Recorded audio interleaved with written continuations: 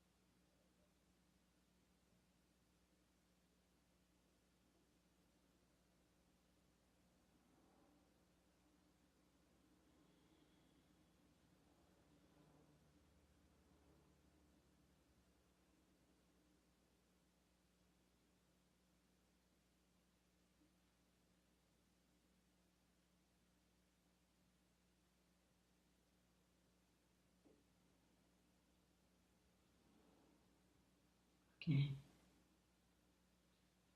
I want to get back to real, just where we're going and what we're doing.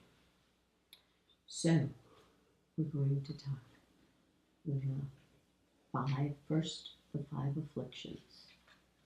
And the five afflictions are ignorance. And ignorance is taking what's not real to be real, what's impermanent to be permanent, what's non-self to be self.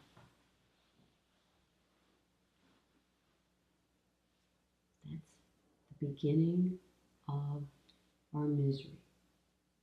And once we do that and decide that whatever it is that we've decided is in fact real and who we are, we then jump in. We lose our subject and object, asmita. Then we are decision makers. We go after and like things because of this non-self that we're identified with.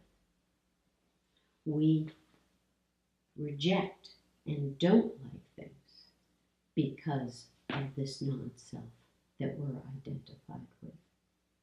And because we are so sure that it is us, we cling to it. Fear of death. Terrified that we'll lose it. Fear of death. Clinging to its life. Now, everything, if you look at God and the self, is always alive. So that ability to be alive gets put in to that non-self. And so we have now a shrunken holding on for dear life. And we are committed. Once we are in the misery, and don't get me wrong, we all do this, we then have obstacles. And here is a list of some obstacles. And I'm sure there are plenty more. Obtuse, determined to keep worldview. Deny, mitigate, blind, refuse to pay attention. Whatever, anything goes. Not reading clearly, judging, editing, processing, projecting, paralyzing, conflicted, confused, petty, small-minded, contrary, thin-skinned, attached, humorless, prideful, careless, disease, languor, doubt, laziness, worldly-mindedness, delusion, non-achievement of a stage, and instability. And if we go back and we look at the Yoga Sutras, there are those 9 obstacles. And those obstacles are not only to sadhana, those obstacles are to just quieting the mind. We haven't even gotten into the practice when we have to face these obstacles. So if you're constantly facing the obstacles, then you have to accept you're a beginner. And by beginner, it's not beginner's mind and, oh, it's all wonderful Zen-like. You're a beginner. Very important to accept that. And you know you're a beginner when you have mental pain, despair, nervousness, and hard breathing. Because they are the symptoms of a distracted condition of the mind. Remember? Yoga Sutras 131. Mental pain, despair, nervousness, hard breathing. And I don't mean a Kriya hard breathing. I mean freaked out hard breathing. And the solution to all of these obstacles is the practice of one truth. Now, that could be anything. Because remember, at this point, you're a beginner. One truth. You can pick one truth. If you're not up for 3rd level, you take an idea. You take a mantra, which would be 2nd level. You're not up for 3rd level.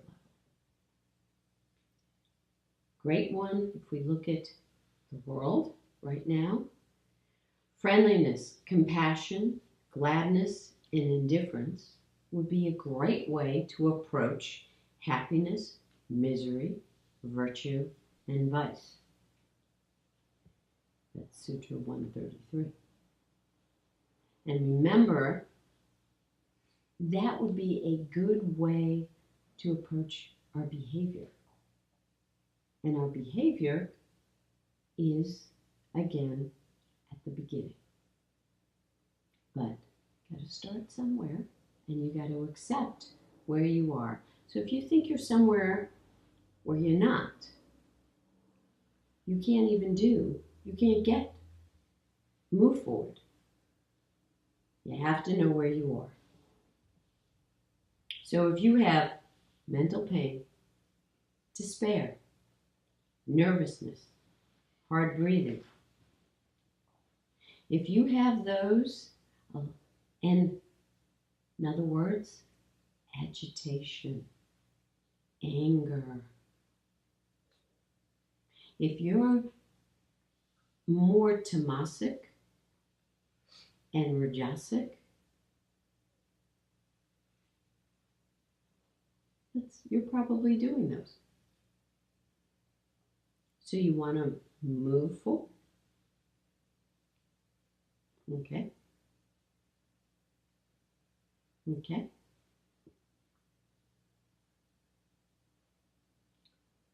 Can Julie hear me? Can you people on WebEx, can you hear me? They don't look like they can hear me. Can they hear me?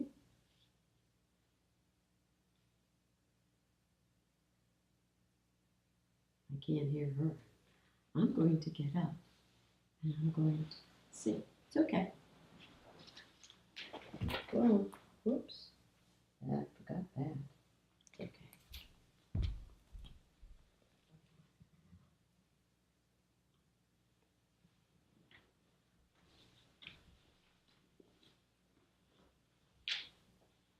Can you hear me?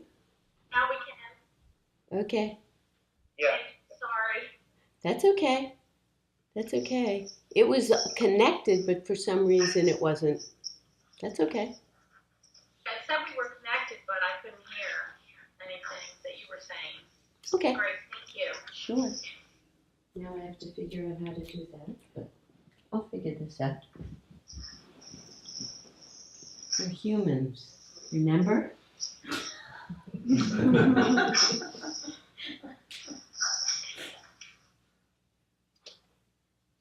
Okay.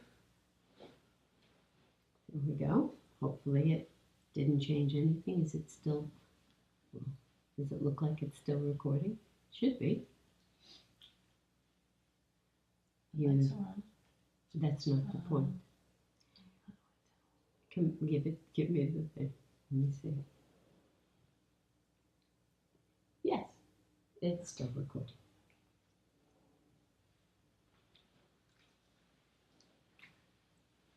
Okay. Was there just an obstacle? Yes. Can it be resolved? Yes. No. No.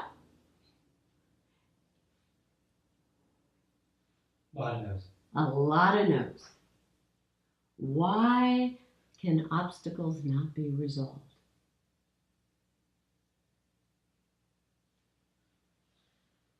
Rahini? Rahini. Oh, thank you for calling on me.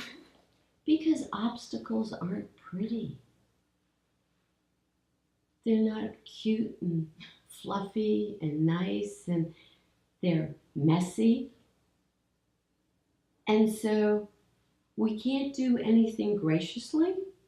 We can't adjust in the world graciously. We just have to, hold on, let me get back.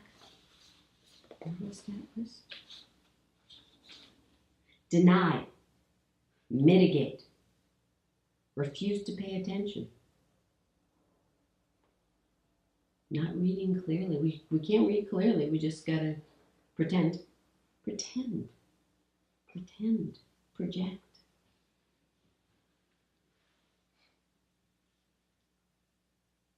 So important. So, what just happened was nothing. Absolutely nothing. And it becomes because everybody is, hold on, I gotta find it. I get it. Oh, where is it? Petty, that's the word. Petty and small-minded. And when we're petty and small-minded, everything is humongous.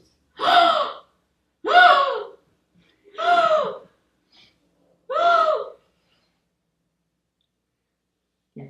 The fear of the most minute obstacle and the aversion to the most insignificant obstacle is overwhelming. Yes. I mean, generally, people are afraid of life. Yes. Yes. Yes. Clinging to my idea. Fear of death. So if anything gets in the way of my idea, remember, my idea is filled with obtuseness, denial, mitigation, blindness, whatever, anything goes. I can't see that. I can't read that. Wait a minute. I can't read that. Judging, editing, processing, projecting, paralyzing, conflicting, confusing. Is fear another one? Absolutely. Fear's has a big, yeah, it's a big umbrella. It is. It's part of that goes back to mental pain, despair, nervousness, and hard breathing are all symptoms of a distracted condition of the mind. So that's all we're talking about is a distracted condition of the mind. And if anybody has that, first off, you're just normal. You're normal. You're a beginner. It's just the way it is. I bet you wherever you go throughout your day, you're going to find people. PLUs. People like us. PLUs are everywhere. They are all mental pain, despair, nervousness, and hard breathing. So the most minuscule obstacle becomes a monumental mess. And the more hysterical I am, the better it is. Then I can't do anything. I'm paralyzed. But I believe everything's just hunky-dory.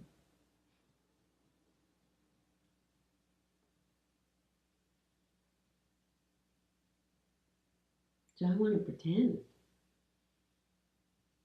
I want to pretend.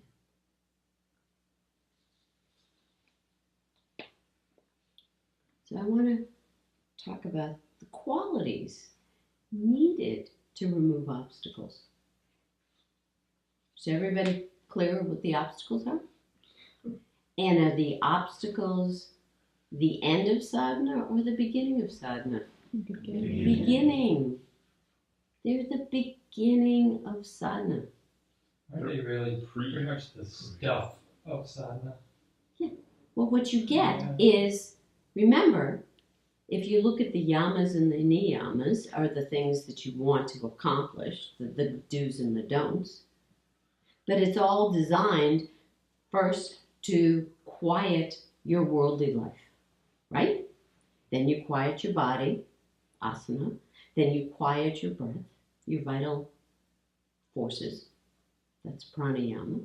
Then you quiet your senses. You go in. That's pratyahara. And then what are you ready for? To begin to practice. Then you're ready for the beginnings of Dharana, Dhyana, and Samadhi. And if you look at any system, they're all like that. So if you don't have the qualities developed, but you have the obstacles developed, you got a lot of work to do. And you just accept that. Don't make it into a big deal. Don't go running around and be all excited.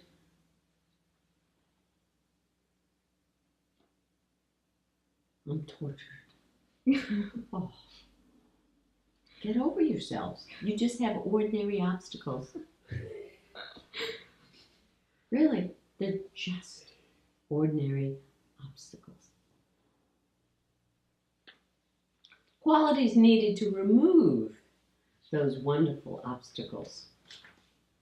Reflective. Ooh. Obedience. Non-attached. Respectful.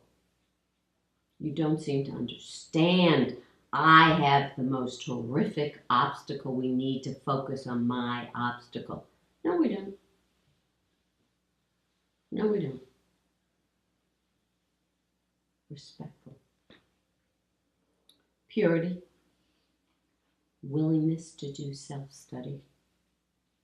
Austerity, willingness to disentangle. Contentment. Oh,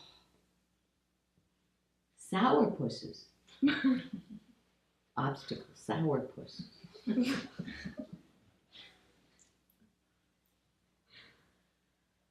We should have individual photos.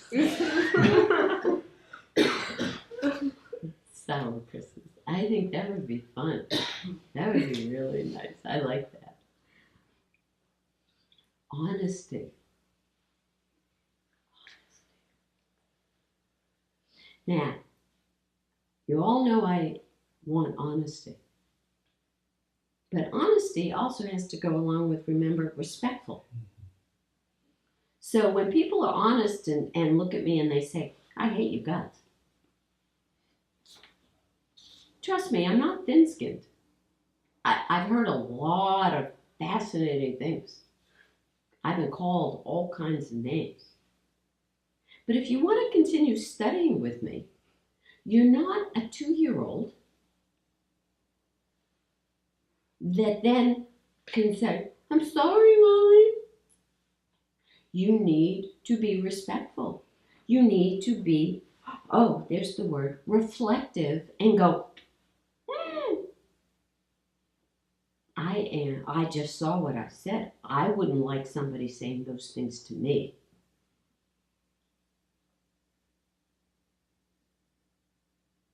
Because back to that, no violence, nonviolence. Because when people are saying all those horrible things, they're actually being violent.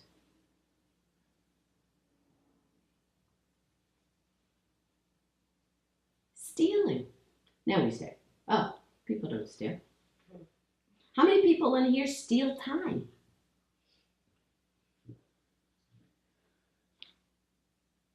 Me. That's stealing time. You're stealing attention.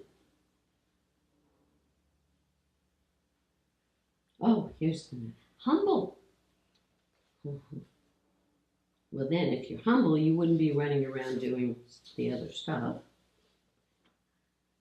Here's one. Intelligent. You have to have your mind, the vehicle, have enough ability and clarity and cleanness to be intelligent. Which means you have to be able to see clearly, which then you have to remove that obstacle. There's a level of educated. Reason for education, and it doesn't matter what your subject is. What's the purpose of going to school in the first place? Discipline. Discipline. Discipline of what? The mind. The mind.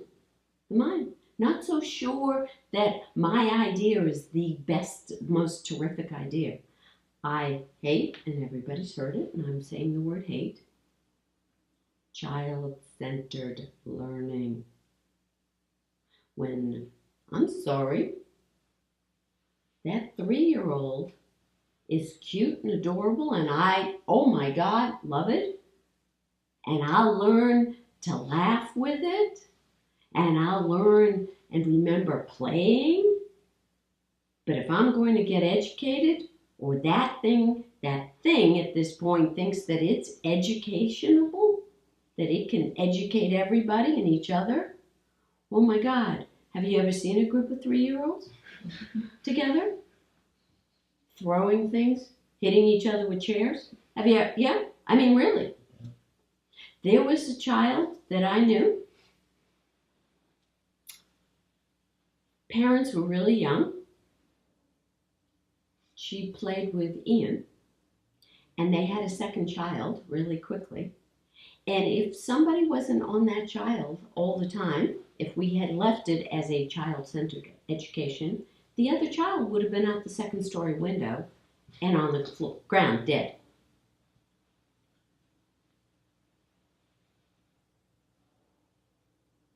Doors. The child was by a door. That's child-centered education. Let's not discipline those children. No, you need discipline. I would sort of expand that Mm-hmm. significantly, because you learn discipline Mm-hmm. through education. You can learn discipline through a lot of things. You can learn discipline by, any kind of work. Right. And what people need to remember is that a huge part of education is you need to learn subtlety and sophistication in how you understand things, yourself and other things. Which is You need to apprenticeship. appreciate the complexities of things, and you need to have your, in a sense, taste educated Mm-hmm. in terms of value, in terms of what is valuable and what is not. Right. And why things are valuable and why they are not. Absolutely. For you and for other people. And that kind of awareness only comes through education. If you don't have an education, or if you're just self-educated, you won't get it very well. Mm-hmm. Yeah. Well, not to be overly Socratic, but you can't. You need a degree of education to learn just how little you know.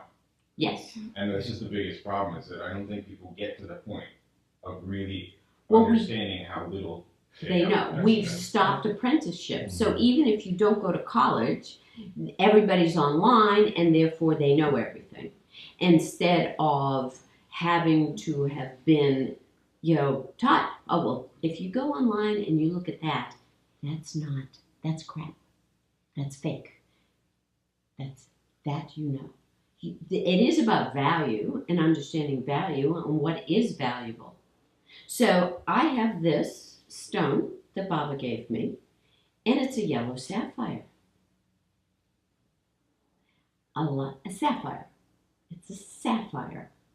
It is not a piece of crystal. It is not a citrine. And I got to tell you, people, oh, nice citrine. No, it's a sapphire. I thought they were blue. They come in many different colors. And if you don't know, but you think you know,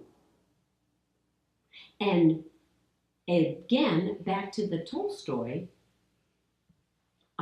quote, whereas if you're so sure, nothing's going to go in. Nothing goes in. Nothing's going to go in.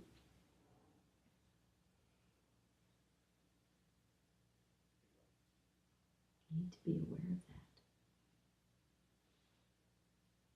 To need education on so many levels.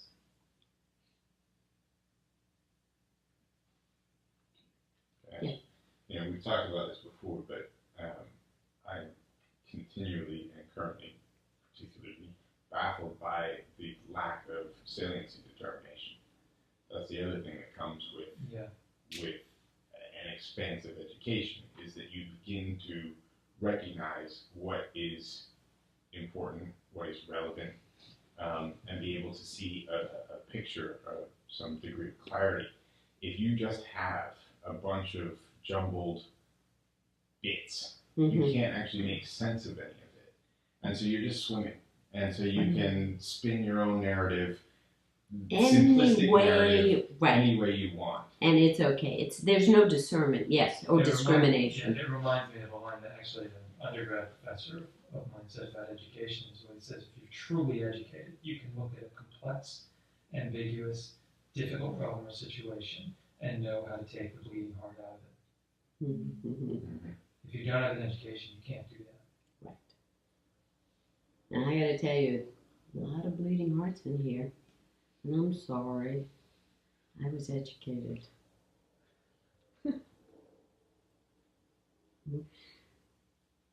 Okay, next one. You have to want the goal. That means you have to have will. You have to have that will turned toward, instead of turned toward the obstacles. It has to be turned toward wanting love. So we have to move from Tamas to Rajas to sattva. So once the mind is quieted and the obstacles at least attenuated, then we're ready to practice. So if you're coming here over and over and over again with the same problem, with the same obstacle, what are you? Resistant. You're resistant, and you are just a beginner. You have not begun to practice the practice that I really like to teach. And that's okay. But I want you to come and not go, oh, I've got the most horrific problem. The same one I had 2 weeks ago. And the same one I had 4 weeks ago. And the same one I had 6 weeks ago. And it's just so horrible. Now, when Ian and Aaron were small, they will remember. Did I ever tell you about my finger? I have this hangnail here, and it's just really horrific. Did I tell you about it? That was my response to them when they did that. Because why? It is pettiness. It is petty. Yeah, we had to learn magnitude, and trivial and serious are not equivalent. And unfortunately, we've come to a place where a problem is a problem, and they're all co-equivalent, regardless of actual magnitude. Mm-hmm. Anyone disagree with that? Oh, there's some yeses in here, but that's okay. Just bear with it. Well, can I just add to that? It also made us have to reflect, because presenting a problem is you didn't want to hear an inconsequential problem. That was part of it. It was a waste of everybody's time. And so was it a problem? Out of nothing. It wasn't a problem. Exactly. And so this goes back to saliency determination. What is actually relevant to anybody? What is actually worthy of somebody else's time? What is actually a problem? What can just be handled and dealt with? And move on. Moved on from. Do we have to discuss it again and again and again and again? And it comes back to what you always talk about, which is asking the next question. And in any decent education, whether it's science, whether it's math, whether it's languages, whether it's art, whatever it is, you're forced to, if it's a good education, take on a degree of rigor in how you pursue the field. And rigor usually means following up on things until the bitter end. And if you don't ask if you don't even know that there's a next question to ask, you're not even a beginner. And so what happens with that, if you don't ask the next question, you will never get to resolution. There is no resolution. You're just staying at the superficial level that it's the soup of the soup of the soup of the soup. And the resolution will be way down here, and you won't get it. So I love watching, and I say that sarcastically, watching people make theories or why things are the way they are, or, oh my God, really?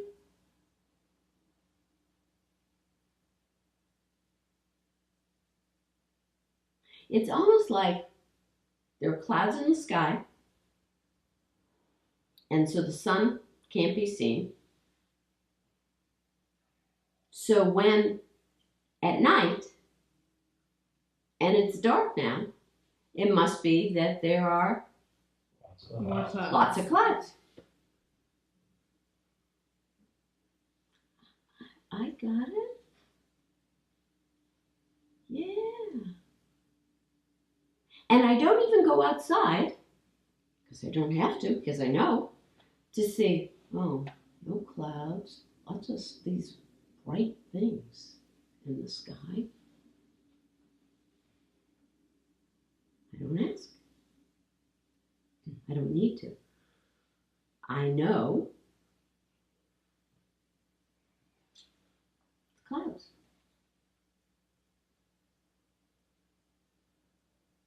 Now that sounds really silly.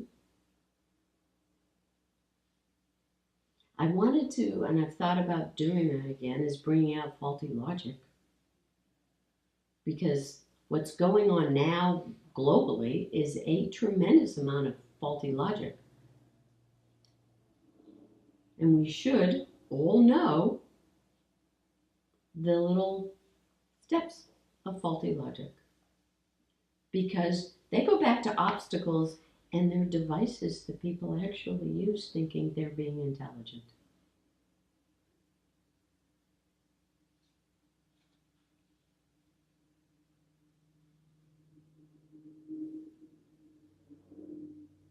Keep on getting that one. Pigs exist, people exist. Therefore, people are pigs.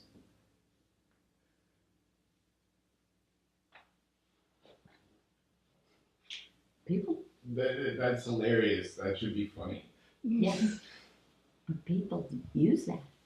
If you actually look at it, that's what we're hearing. But you wouldn't do that if you had been really educated, disciplined mind, had discernment.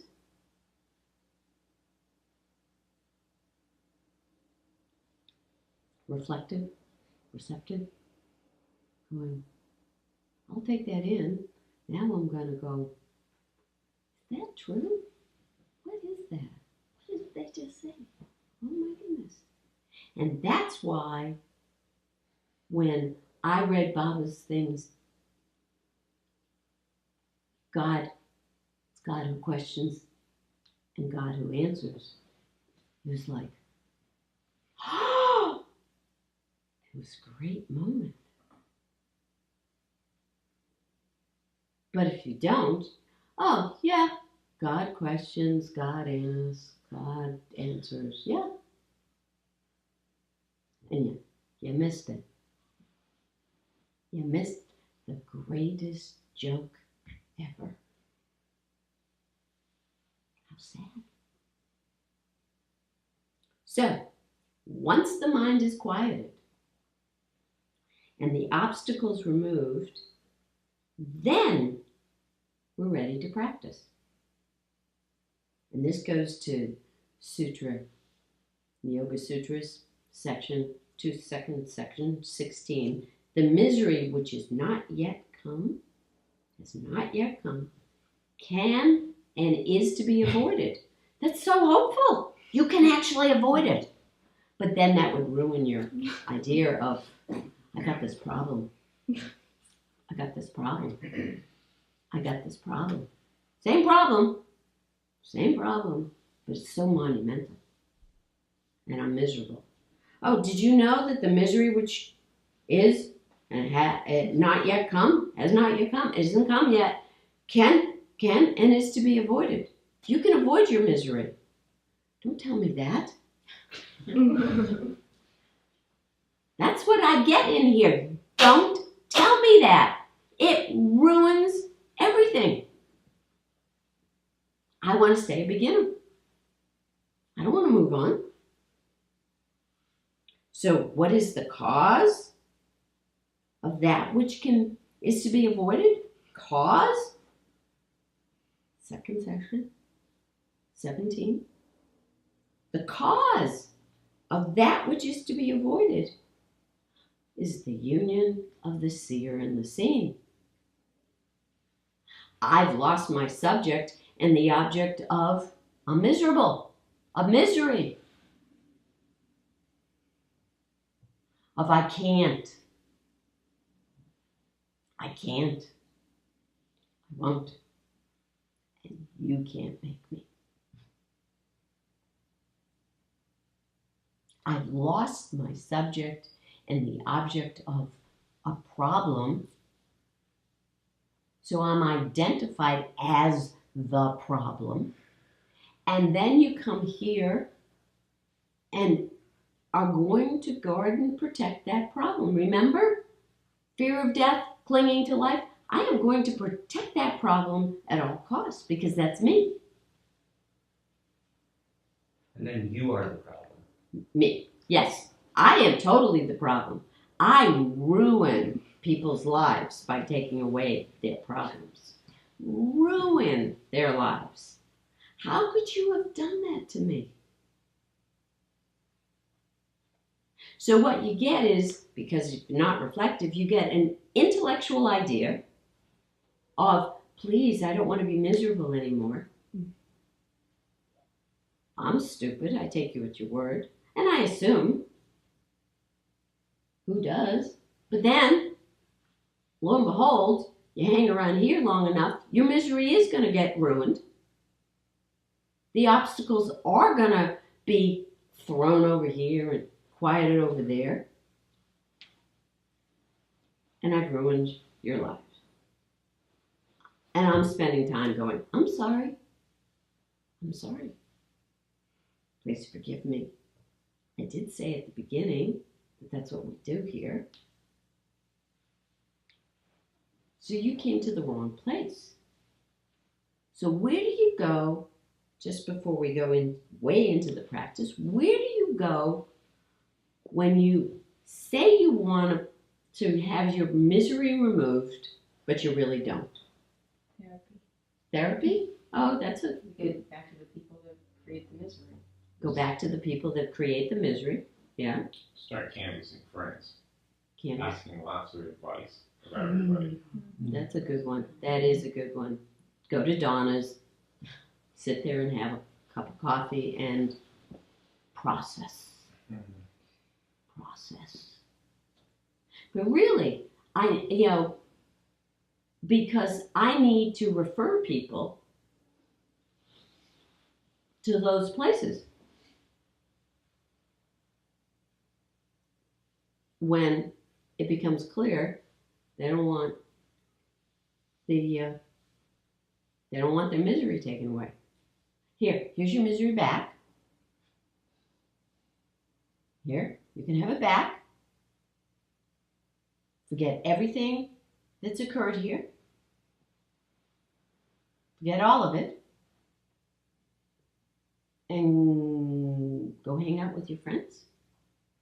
Go Church. go to church. New Age workshops. New Age workshops. Go to a smorgasbord of Omega. Isn't it Omega? I think it is. Read a book. A self-help book. Self-help books would be a good. Then you get to keep. Yoga class. Yeah, a yoga class that says that we're going to take you to complete enlightenment, where they have no intention of doing that. Because they know they're not going to do that. But going to delude people. And it's not everywhere. Yoga can be yoga in terms of hatha yoga. Or it can say, you do this and you'll get that. And you go, oh, I know if I do this, I'm not going to get that. So I'm going to stay here.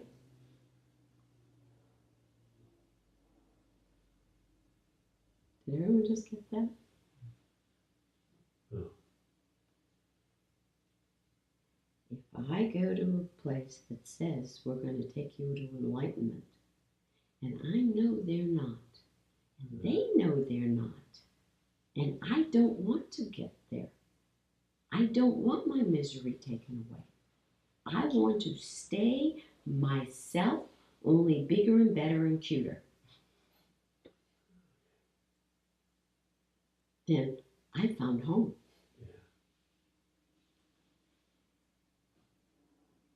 Do you think they're going to go to we know? No. No.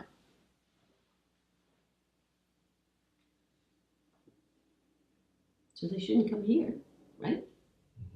If you don't want your misery taken away, don't come. Do I need to say that at the beginning? Should I put a sign out there? If you do not want your misery taken away, don't step one step further. Ban in all misery.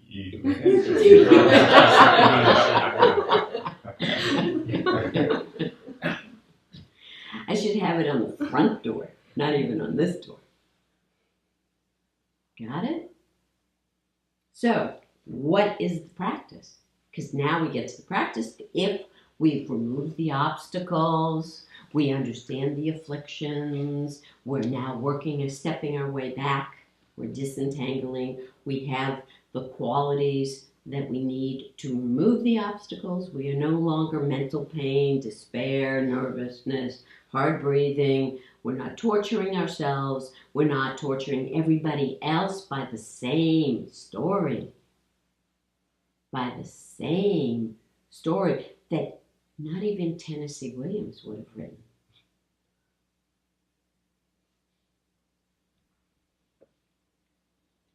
Uninterrupted practice of the awareness of the real is the means to getting rid of ignorance. That's Sutra's second section, 26. Uninterrupted practice of the awareness of the real with a capital R is the means of getting rid of ignorance. Does that mean once a week? No. Does that mean once a month? No. Does that mean weekend workshops? No. That means uninterrupted. Uninterrupted means uninterrupted. Does that mean all the time? Yes. Uninterrupted is all the time. Now people would say, but you didn't say all the time. You said uninterrupted. But it is all the time and uninterrupted.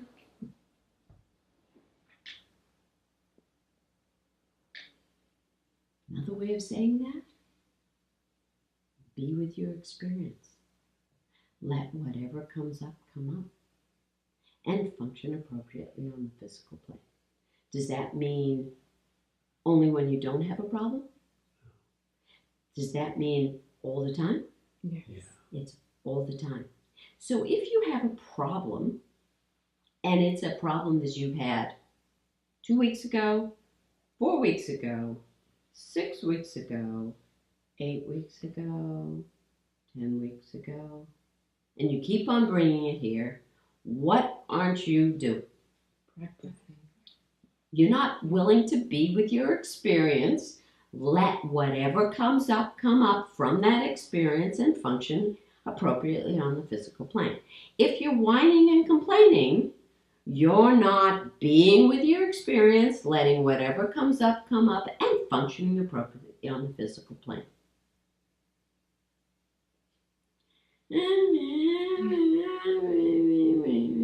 We should have, what did I say, sourpuss faces with underneath an audio. So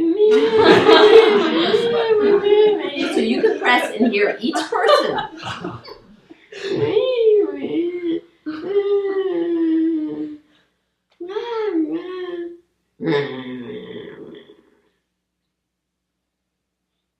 Or you could be with your experience, let whatever comes up come up, and function appropriately on the physical plane. You then are staying in the heart, guarding the heart, and the whole thing of guarding the heart is then, if you're going to function appropriately, you see, no, I'm not going to even let that horse, that cow, that chicken, that rabbit, well, the rabbits go anywhere, is not getting out of that barn. Right? Yeah. Not out of the barn. You guard the heart. You don't have to go, sorry. You're not doing apologies. If you don't want to apologize ever again, guard the heart. I mean, really, I looked at it growing up, for me, Wow, there are certain things that I don't like being embarrassed. I hate embarrassed. Anybody like it? That feeling of, you shrink and you turn red and then you sweat a little bit. I don't like it. I don't like that one. I don't like ashamed. Oh, that's like, oh. I hate that one. Ashamed, embarrassed. Any others you don't like? Humiliated. Humiliated. Oh, Insulted. insulted. Well, that's still, That's so much wrong outside. yeah. Humiliated. It's that internal, oh, because you know you did it. You know you did it. And if you know you did it, what weren't you doing? Guarding the heart. So for me growing up, I was a learner. I was a learner. It was like, ooh, I don't like this, this, and this, and this, and this, and this, and this. How do I get away from this? Oh, if I never do this, is there a way not to do this? Oh yeah, if you function appropriately, you don't have to be running around apologizing all the time and feeling squirmy, scriggly. Oh, the humility. Oh, right? Mhm. And it's not about getting okay with being humiliated. It really isn't. Oh, and that would be New Age. Get okay with being ashamed. It's okay. It's just another vibration. Really? You want to do that? I don't. I'd rather just not have that vibration. I want it still. So I don't want to walk into situations where I'm then just going to sit there, humiliate myself, embarrass myself, and ashame myself. So be with my experience, let whatever comes up come up, function appropriately, guard the heart, and go. Function appropriately on the physical plane. Oh. Function appropriately on the physical plane. Will I then be doing something that then, and what did Saint Simeon say? Don't do anything, you guard the heart, so that you don't then hurt yourself. You then don't have any food to attack yourself. So everything you do, you're not spending your time going, I'm sorry. Oh, sorry. Because what's going to happen eventually, if you keep doing that, people are going to walk away. They don't want anything to do with you. You can also, like, as you do that, right, then you start to see the things that you wanted, like the temptations that are there to say whatever, and you can, so you see what you would want to do, and then you can start to get rid of it. Get rid of it, absolutely. So you go, wow, I really want to stick my tongue out at them and call them dirty somethings and blah, blah, blah, blah, blah, blah, blah. Would that be serving the situation? And do I really want to have to walk myself back from that? Now, granted, I did stick my tongue out at that person in Yale Div School, and I didn't walk back from that. And when I got that horrible letter, with all the quotes from the Bible about how awful I was, okay, that was her response. I had more fun doing what I did than what she did. It was a whole lot more fun, faster than having to go look up Bible quotes. And then writing them down. They weren't even typed. They were written down by hand. She worked hard at this. It took a lot of time. Mine did not. Knock, knock, knock. I just feel I really need to do this. It's probably the most immature thing I've ever done in my life, but I know I'm going to feel good about it. Felt great. It felt great. You were there. I remember it.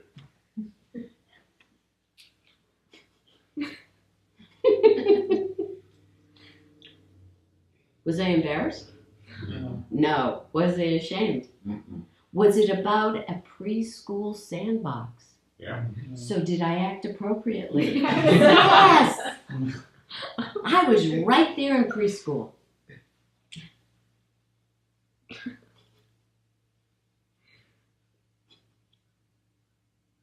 You did it consciously. Oh man, I did. I said, "Excuse me, I need to do this. I gotta go." And I did. I had my eyes wide open. Not angry. There was no anger. Pure joy.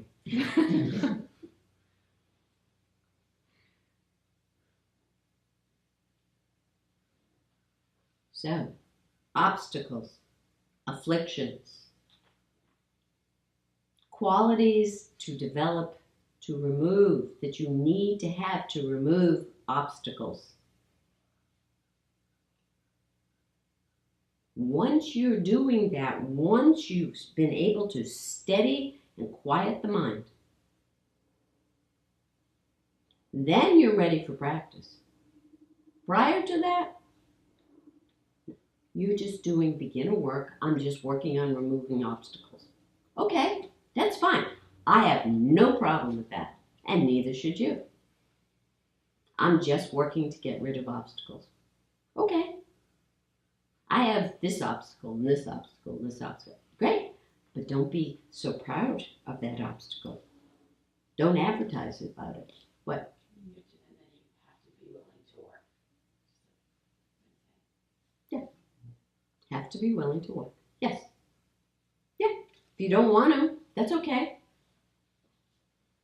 Go hang out with your friends. Go to a bar. Maybe the bartender will listen to you. Isn't that what they have to do? Yeah. I saw somebody the other day, and they had thought about making some extra money being a bartender because they like people. I said, one, do you like people who are drunk? You know, because you got to hang out with people who are going to be drunk at the bar. Mm-hmm. And then the other thing was, do you like hearing their griping over, and the same gripe over and over again, and they're going to slobber the gripe? You don't? Then you don't want my job, and you don't want to be a bartender.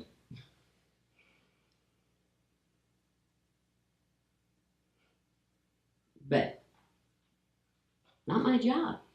Whose job is it? Whose job is it to listen to your griping? Your own, but you believe. You ready? You want to hear the answer? Your best friend has to put up with you.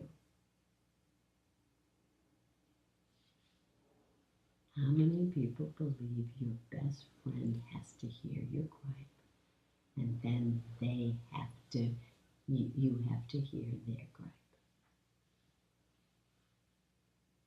So, here's the deal. And I'm so happy. Ready? I am not your best friend. Oh, that felt so good. Oh my God, that felt great. I am not your best friend. That was free. I feel great now. So go talk to your best friend. Go have a latte or a cup of green tea, water, a beer, whatever.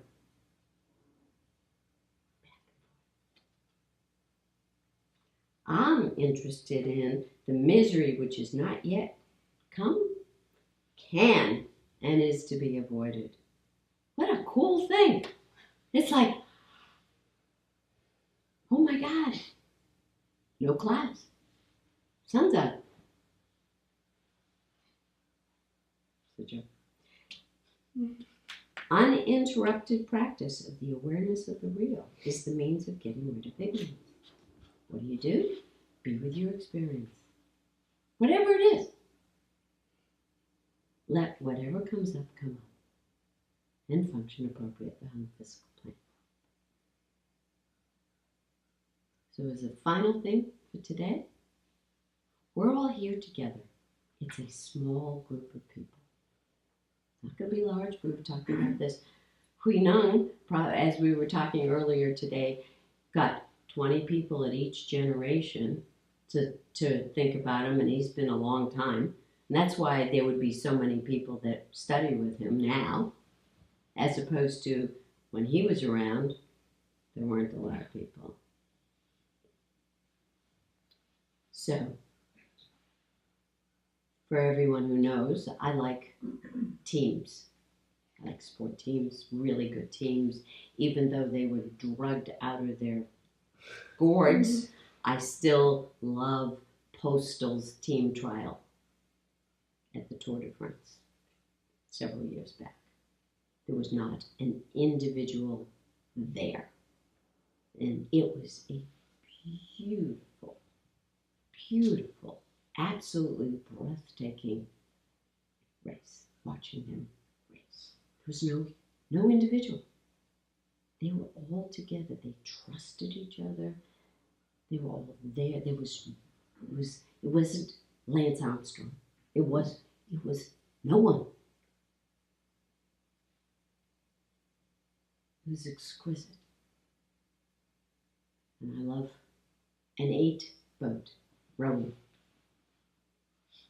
because there's no individual. You have to trust. The All Blacks,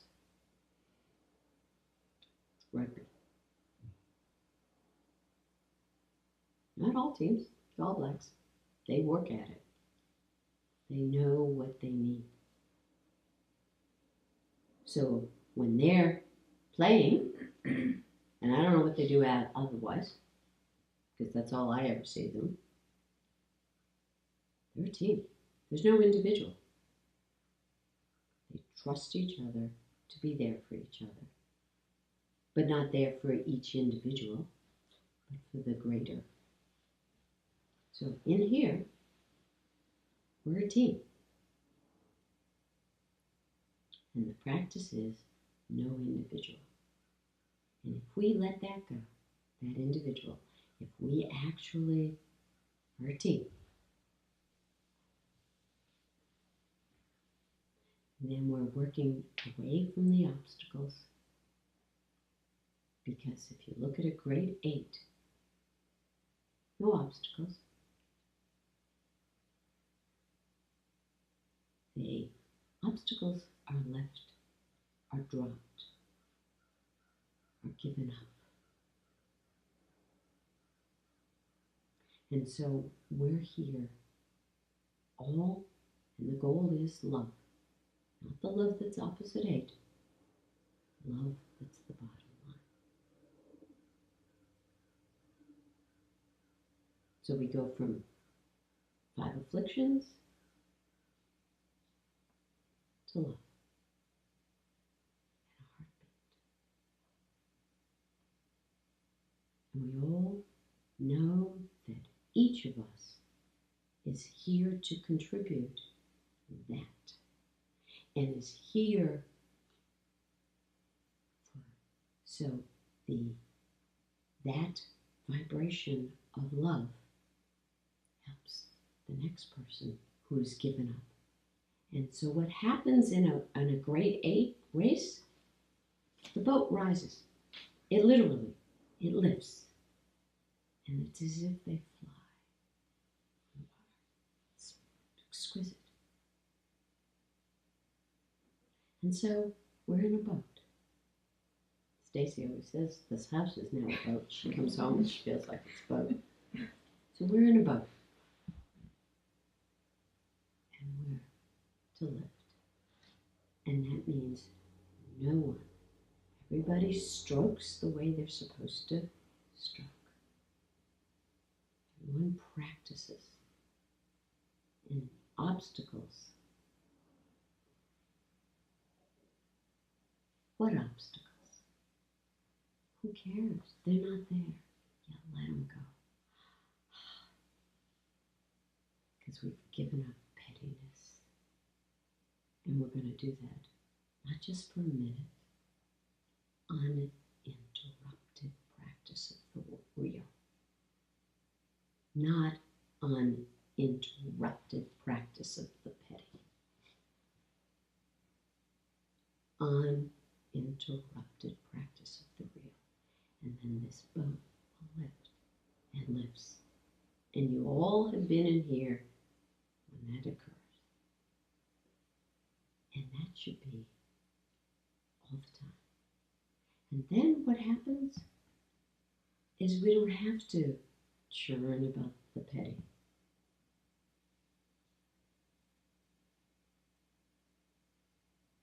We just fly.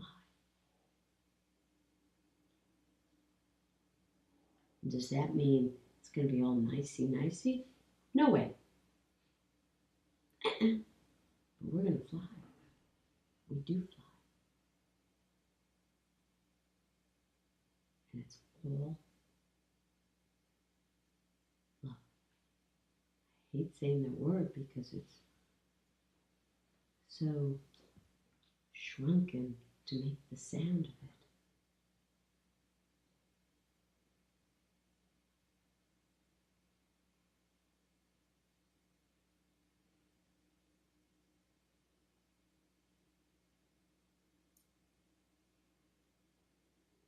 Thank you. Thank you.